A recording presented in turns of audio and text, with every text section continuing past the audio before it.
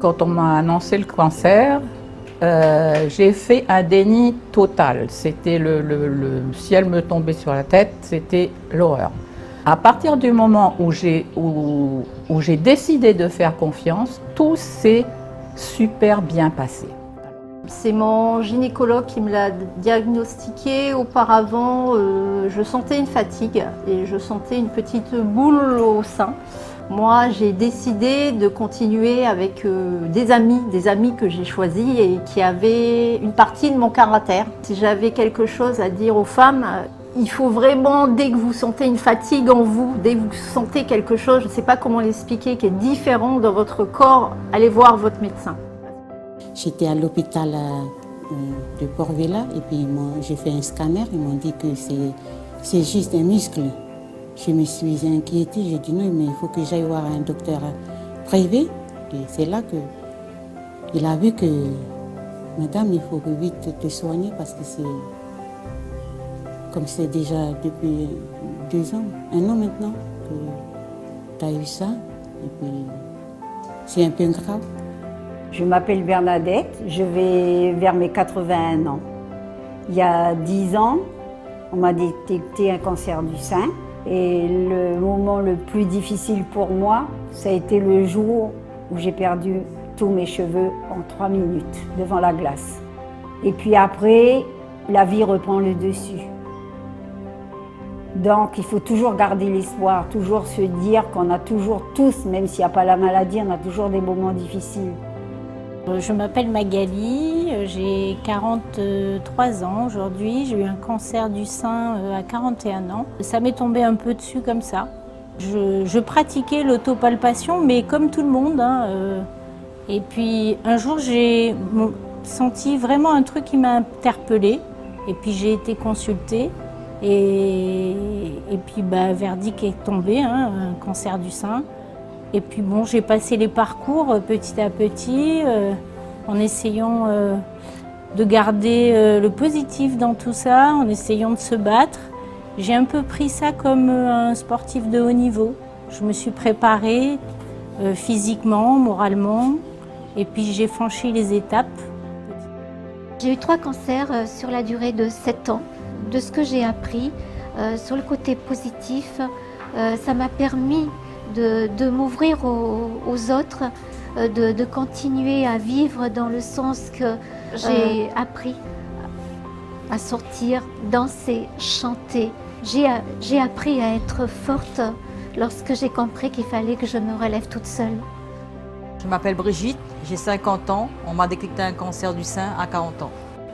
Les gynécos, eux, ils ont tellement l'habitude de faire ce boulot-là pour eux, c'est bénin. Ils sont pas sensibles, on va dire, quand ils nous disent quand on a un cancer. Je m'appelle Catherine Vincent, j'ai 38 ans et j'ai eu un cancer du sein à l'âge de 24 ans. Plusieurs de mes tantes avaient eu un cancer du sein, donc je me suis dit que ça devait être génétique, bien avant de faire les tests. Si je peux faire passer un message, c'est la maladie, on peut l'avoir à tout âge. Il ne faut pas hésiter à aller se faire dépister, qu'on ait 15 ans, 20 ans ou 70 ans. Ne pas avoir peur. Le service médical est là pour vous aider. Et surtout, savoir bien s'entourer. Je m'appelle Karine Délé, j'ai 47 ans. En 2010, je l'ai découvert. Par pur hasard, je dirais, peut-être que j'ai senti quelque chose sans m'en rendre compte. J'ai palpé mon sein et là j'ai senti une grosseur. Il y a toujours des tas de choses à raconter. Mais c'est plein de petites étapes. Mais chaque victoire, chaque passage, une fois que c'est fini, c'est une grande satisfaction. On en ressent plus forte. Et ouais, on en ressent plus forte. Et on voit la vie autrement. Et on voit la vie autrement. L'annonce de ce cancer, en fait, m'a permis de plus profiter de l'instant présent. C'est super important. Ça paraît être une phrase bateau comme ça, mais ça a tout son sens, en fait. Profiter de l'instant présent et pas penser au passé ou penser à ce que je vais faire après. Non, juste vivre l'instant qu'on vit et ça rend les choses beaucoup plus belles, en fait. et beaucoup plus forte.